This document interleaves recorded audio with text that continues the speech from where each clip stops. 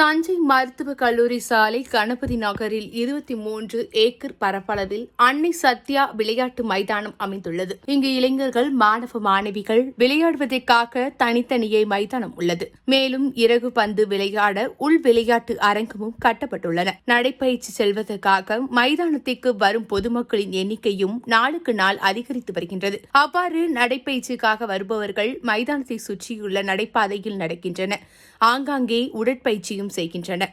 முறிந்து விழும் நிலையில் மின்கம்பம் இருப்பதால் இந்த நிலையில் நடைபயிற்சி செல்லும் பாதைகளில் வரிசையாக மின்கம்பங்கள் நடப்பட்டுள்ளன. அதில் உள்ள ஒரு மின்கம்பத்தில் சிமெண்ட் காரைகள் பெயர்ந்து இரும்பு கம்பிகள் தெரிந்த வண்ணம் உள்ளது. மேலும் அதில் ஒரு பகுதி சேதமடைந்து அந்தரத்தில் உடைந்து முறிந்து விழும் அபாய நிலையில் உள்ளன.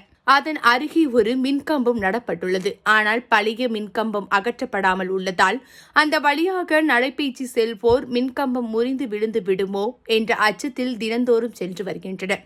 எனவே அசம்பாவிதங்கள் ஏதும் ஏற்படும் முன்பு இதுகுறித்து சம்பந்தப்பட்ட அதிகாரிகள் பார்வையிட்டு சேதமடைந்த மின்கம்பத்தை சீரமைக்க நடவடிக்கை எடுக்க வேண்டும் என்பதே நடைபயிற்சி செல்வோரின் கோரிக்கையாக உள்ளது.